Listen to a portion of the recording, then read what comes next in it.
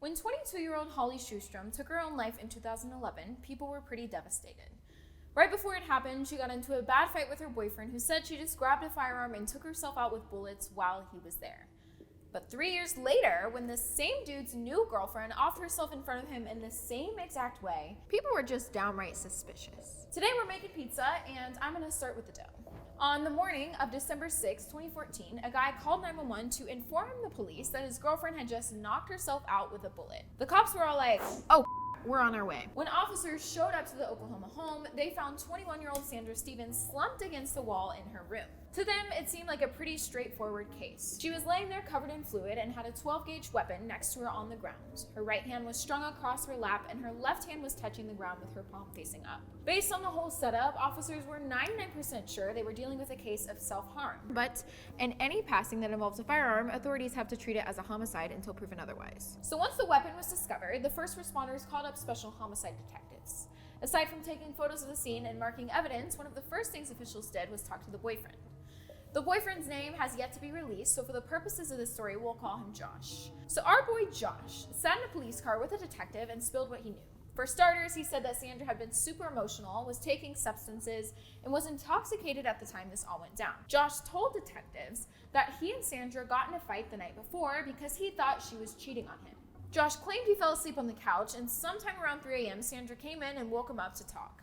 The couple then went into the bedroom to talk things out, but when Josh stepped out to smoke a cigarette, he heard a super loud crack from the bedroom. He rushed into the room and found his girlfriend just lying there on the floor. He checked her pulse, but it was too late. Gosh, that's so tragic. And I wonder what was going on in this conversation that led Sandra to that point. Whatever it was, it must have peeved Josh as well, because he stepped outside for a smoke, which is typically an indicator for stress and frustration.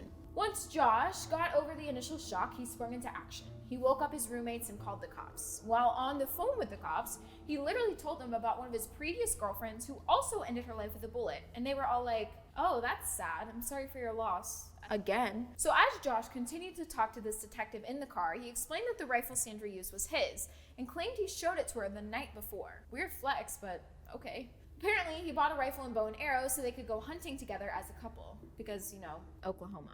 Josh also mentioned to the detective that he felt bad for even showing Sandra the rifle, but claimed neither of them were ever violent with one another, so even though he showed her this dangerous firearm, it wasn't like that. And the detectives just looked at Josh and realized he didn't have any fluid or any incriminating evidence against him, so they were all like, okay, sounds Gucci, dude. Well, they didn't say it like that, but the point I'm trying to get across is that the investigators basically believe Josh's story. Now, if you remember, Josh woke up his roommate after finding Sandra, so that meant there were other witnesses to question. Detectives pulled Keely and her boyfriend to the side for a quick round of questioning. The couple said they were both asleep when the act happened, and they apparently didn't even hear the bullet, which, like, come on. They also shared the belief that Sandra was responsible for her own passing, or as Keely put it, they believed that for the most part. The couple said things were never violent between Josh and Sandra that they knew of, so it wouldn't really make sense for Josh to have gone after her in such a harsh way. A few hours after Josh made the 911 phone call, officials dusted off their hands and were all like, Sandra clearly took her own life. Bada bing, bada boom, our work here is done. But Sandra's family was all like, whoa, slow down there. Sandra wouldn't just do that. Once Sandra's fam got the news, they were number one, very devastated, and number two, very confused. Sandra was known for being a super upbeat and happy person who showed no signs of wanting to shuffle off this mortal coil so quickly. Sandra's mom, Sylvia, told officers that her daughter wasn't on any prescription meds, showed no signs of depression, and had some questionable moments with Josh leading up to her alleged to be or not to be moment. About a few hours before Sandra kicked the bucket, she went to her parents about some drama between her and Josh. Sandra told her parents that Josh was so set on the notion that Sandra was cheating on him. The accusations from Josh got to be so bad that Sandra made plans to move back home within the next few days. Oh no. Please don't tell me this is one of those cases where the victim was so close to doing something that would have saved their life. Those are always the worst, especially when you know what happens after. Well, let's not dwell on what we can't change. Instead, let's focus on what we know. So the Stevens family just wasn't convinced that Sandra iced herself. And as much as I'm speculating that myself, it's also important to think about the other side. Sandra's family may not have known her as much as they thought they did. For a lot of cases that deal with people taking their own lives, the victims have a lot of stuff going around in their heads that may not ever make it out in conversation. You know, sometimes there are just those thoughts that people decide to keep to themselves. Now I'm going to spread on some oil. The Stevens family was convinced that Sandra's boyfriend had something to do with her fatality. The family showed detectives a bunch of Facebook messages and We're not exactly sure what the messages contained, but they apparently made Josh seem super obsessive over Sandra's whereabouts around the clock. They even showed proof that he was tracking her location. A helicopter boyfriend who thinks his girlfriend is cheating? Yeah, that just sounds like a terrible combination. There were also even more concerning things about Josh that were eventually discovered. He had allegations against him from an ex-wife of his who claimed he was very abusive. There were messages from one of his ex-girlfriends threatening to get a restraining order against him if he didn't stop harassing her. And another one of his ex-girlfriends, Holly, took her own life with a bullet while Josh was there. You know, just like the way he claimed Sandra went down. Technically, the detectives already knew this because Josh said that on his initial 911 phone call. But what they didn't know is that girlfriend's mom also thought Josh was responsible for her daughter's passing. So all of this new information is hella sketchy, but I am most shocked by the fact that Holly ended her life just like Sandra only 3 years earlier. The detectives, however, they were like, nah, it's chill. We don't find anything strange at all, so we're not even gonna reinvestigate Holly's case. And even though detectives weren't publicly suspicious of Josh, a lot of people involved in the case, like Sandra's mom, have mentioned that authorities were skeptical of the guy. But still, I don't understand why they wouldn't skim over Holly's case if they had any of those thoughts. Well, since there were no real advancements in the theory that Josh did it, Sandra's family created a Facebook page called Justice for Sandra Stevens. On that page, Sylvia started discussing what she knew about the case, sharing articles about her daughter and building on the theory that Josh was responsible for taking out Sandra. And not on a date. By taking her out, I mean executing her, which I'm sure you've gathered at that point, but I just thought I'd clear it up because I don't want anyone to be like, duh, he took her out, she's his girlfriend. But Facebook wasn't the only platform Sylvia used. This woman literally took a 3-ring binder and started compiling documents, message screenshots, and any other pieces of evidence or questions she had about the case.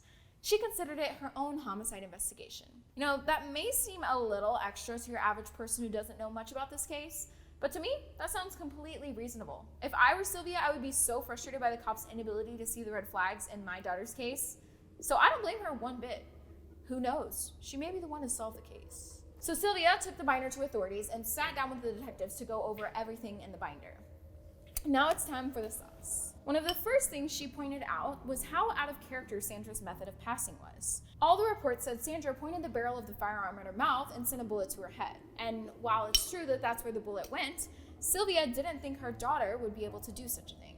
Aside from the fact that Sandra was believed to be a happy, upbeat, and mentally stable human, Sylvia said her daughter had never even held a weapon like that, so she thought it would be odd for her to choose that termination route. Anyway, the detectives were still under the impression that Sandra was just super emotionally distraught over her upcoming breakup with Josh that she decided to let herself out the metaphorical door. But Sylvia just couldn't get behind that idea. She told officials that her daughter had gone through numerous breakups and never showed any signs of depression or self-harm. She showed investigators even more texts and social media messages between the couple that proved he was way too involved in knowing Sandra's whereabouts. And Sandra's coworkers even came forward and told detectives that anytime Sandra was at work, Josh would demand she bring home proof that she really worked her full shift that day. Has Josh ever heard of trust? It's one of the most important ingredients to a healthy relationship. Speaking of ingredients, I'm gonna add this Italian seasoning. With everything Sylvia was telling the detectives, it was like they had some sort of excuse for not looking into it or finding it to be suspicious. So then Sylvia was like, all right, you don't want to do the work? I'll keep doing it for you. The Stevens family then requested for Sandra's body to be exhumed for re-examination. Sandra didn't have a full autopsy to begin with, so the family demanded more toxicology tests to be conducted by the state.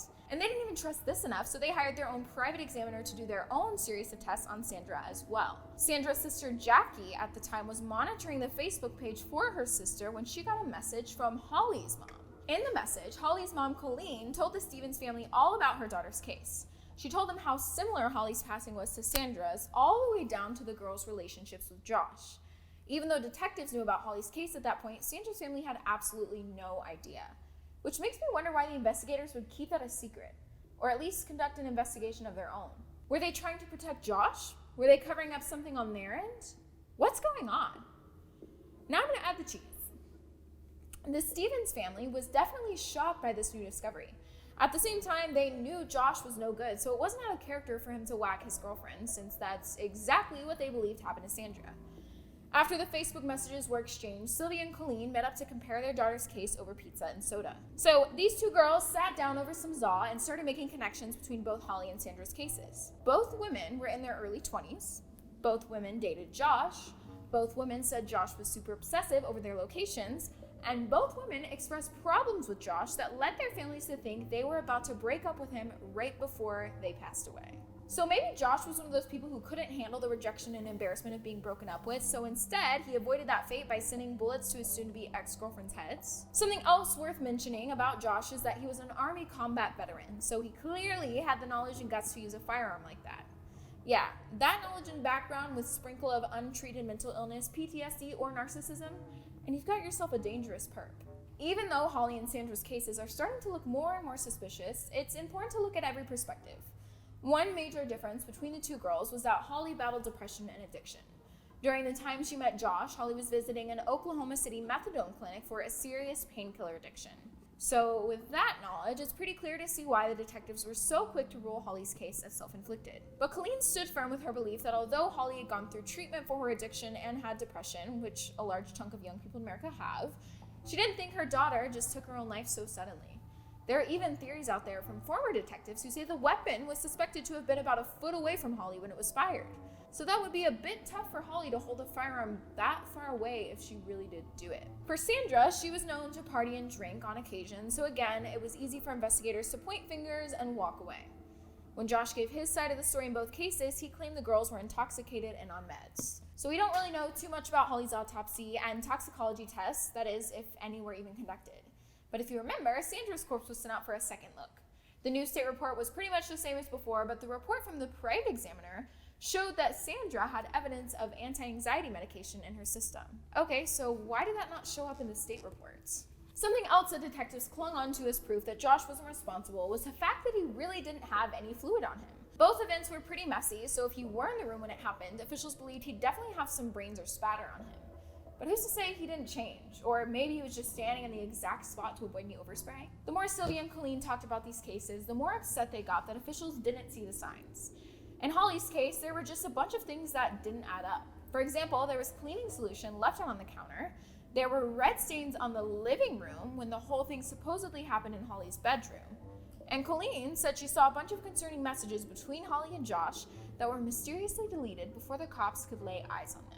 Like, that's just covered in suspicion. Even though all of these connections were being made, there was still no solid proof that Josh performed one or both life-ending acts in the eyes of the detectives. And a few other people must have stood behind that belief as well, because at some point there was a Facebook page made in support of Josh. Thankfully, someone shut that down pretty quickly and the page vanished. Well, over time, the cases of Holly and Sandra lost steam, and in 2017, Oklahoma City police closed the investigations and deemed both passings as self-inflicted. Both families are continuing to fight for justice for Holly and Sandra and won't give up until they feel the truth has surfaced. And that's all we know about these cases as of now. Both girls should be alive today, and whether they took their own lives or were purposefully slain, what happened is just plain tragic. To me, it seems like there's too much about these cases that just don't add up. And how crazy is it that they both dated the same guy who basically told the cops the same exact story in both cases? See you next time.